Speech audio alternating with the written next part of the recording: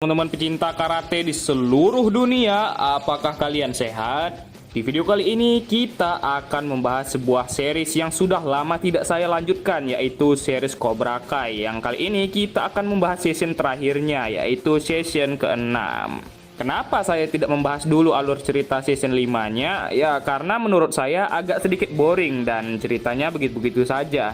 Jadi season 6 ini akan menceritakan tentang Johnny Lawrence dan Daniel LaRusso yang telah bersatu untuk bekerja sama. Mereka akan memimpin para murid untuk mengikuti turnamen karate terbesar di dunia, yaitu bernama Sekai Tekai. Season 6 ini rupanya terbagi menjadi dua part, sehingga kita akan membahas part satunya di video kali ini. Baiklah, tanpa basa-basi lagi, langsung saja kita masuk ke alur ceritanya. Series diawali dengan semester awal baru. Semua murid mulai dari Miguel, Robby, Hawk, Tori, Dimitri, Kenny, Sam, dan juga Anthony memulai semester awal baru sekolah mereka. Cobra Kai juga sudah berhasil mereka runtuhkan di season 5 sebelumnya. Mereka berhasil meruntuhkan Cobra Kai karena berhasil mengekspos kejahatan Terry Silver ke YouTube. Chris juga kini berhasil kabur dari penjara dan ia menghilang entah kemana. Daniel dan Johnny akan mempersiapkan anak-anak untuk menghadapi turnamen karate seluruh dunia, yaitu Sekai Tekai.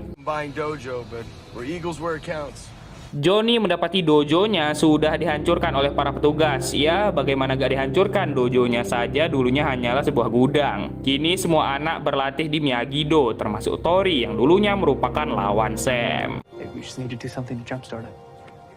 Di hari itu, Johnny sudah bersiap untuk melatih anak-anak, namun Chozen ngeres. Hari ini giliran dialah untuk melatih. Di sana anak-anak telah sepakat karena mereka semua sudah bergabung. Miyagi-Do dan Eagle Fang bergabung. Mereka setuju menggabungkan nama dojo mereka menjadi Miyagi Fang Karate.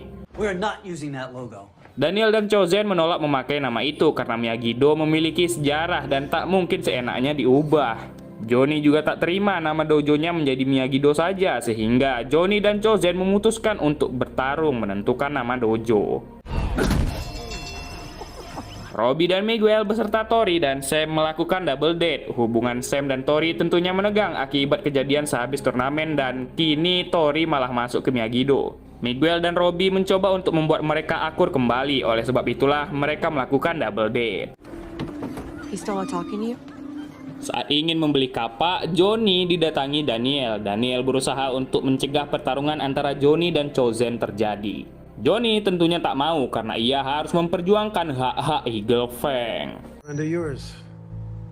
I guess. Johnny mendapatkan SMS dari orang tak dikenal yang menyuruhnya datang ke Coyote Creek yang membuat Johnny teringat akan Chris. Kembali ke Miguel yang membuat Sam dan Tori menjadi semakin canggung. Sementara Robby berusaha untuk meminta maaf ke Kenny. Ia minta maaf karena telah membawa Kenny ke Cobra Kai saat dahulu dan membuatnya tersesat. Di sana abangnya Kenny yang bernama Shawn datang dan menyuruh Robby untuk menjauh. Shawn juga merupakan teman sepenjara Robby saat dahulu. Kini Daniel pergi membujuk Chozen agar tak bertarung dengan Johnny, yang tentunya Chozen yang sama keras kepalanya seperti Johnny tak mau membatalkan pertarungan ini. Daniel menyuruh Chozen pulang ke Okinawa untuk istirahat sebentar dari karate ini, namun Chozen bilang ia tak punya apa-apa lagi di sana. Setibanya di Coyote Creek, Johnny bertemu dengan Stingray yang kini mengajari bocil-bocil berkarate dan tampaknya Stingray tak bisa melupakan Cobra Kai. Kembali ke Kenny, Robby datang untuk membujuk Kenny agar ia melupakan masa lalunya yang kelam di Cobra Kai dan mengajak Kenny bergabung ke Miyagi-Do. Shawn menyuruh Robby pergi, namun Robby tak mau sehingga pertarungan pun terjadi. Miguel dan Robby harus melawan Shawn, Tori dan Sam melawan Kenny. Setelah itulah, Shawn mengajak adiknya itu pergi dari sini dan percobaan mereka mengajak Kenny tak berhasil, serta ketegangan Tori dan Sam menjadi sedikit reda akibat perkelahian tadi. Kembali ke Stingray, tujuannya mendatangkan Johnny ke sini adalah ia ingin Johnny kembali membangkitkan Cobra Kai karena Cobra Kai juga masih bisa ikut Sekai Tekai. Namun Johnny yang sudah tobat dan sebentar lagi memiliki anak dari ibunya, Miguel pun menolak mentah-mentah tawaran Stingray. That's your legacy, man. Kembali ke Kenny, Shawn penasaran mengapa Robby bersikeras membujuk Kenny. Saat itulah Shaun tahu kalau otak adiknya sudah konslet yang selalu saja mengedepankan ajaran Cobra Kai, sehingga Shaun menyadarkan Kenny dan menyuruhnya untuk menjadi bijak karena ia sudah dewasa. Sam pulang ke rumah dan ia cerita ke Daniel beserta Amanda kalau dirinya sudah mulai akrab dengan Tori. Karena itulah Amanda bilang ke Daniel kalau Tori dan Sam saja bisa berbaikan, kenapa Daniel dan Johnny tidak? Pagi hari, Daniel mendatangi Chozen yang bersiap-siap dan Daniel bilang mereka harus mengalah kepada Johnny dan membiarkannya mengganti nama dojo karena apapun nama dojonya, yang terpenting mereka tetap bersama. Johnny pun datang dan di sini Johnny langsung bilang ia menyerah dan ia rela kalau dojo mereka memakai nama Miyagi-Do karena Miyagi-Do memiliki riwayat yang baik. Miyagi-Do's lucky to have you, Johnny.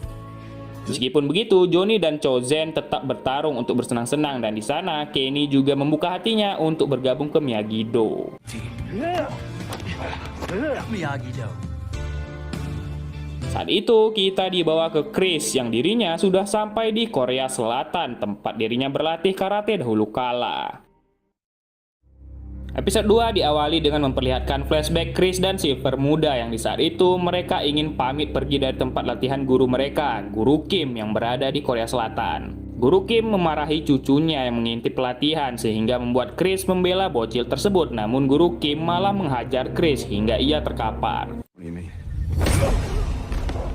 Saat itu cucu si guru menunjukkan keberaniannya dengan menendang kakek sehingga si guru yakin cucunya ini sudah siap untuk ikut latihan besok hari, dan inilah dia sekarang bernama Kim Dae-yoon yang berjumpa kembali dengan Chris. Selanjutnya kita akan melihat Miguel yang tengah menulis surat untuk masuk ke Stanford University.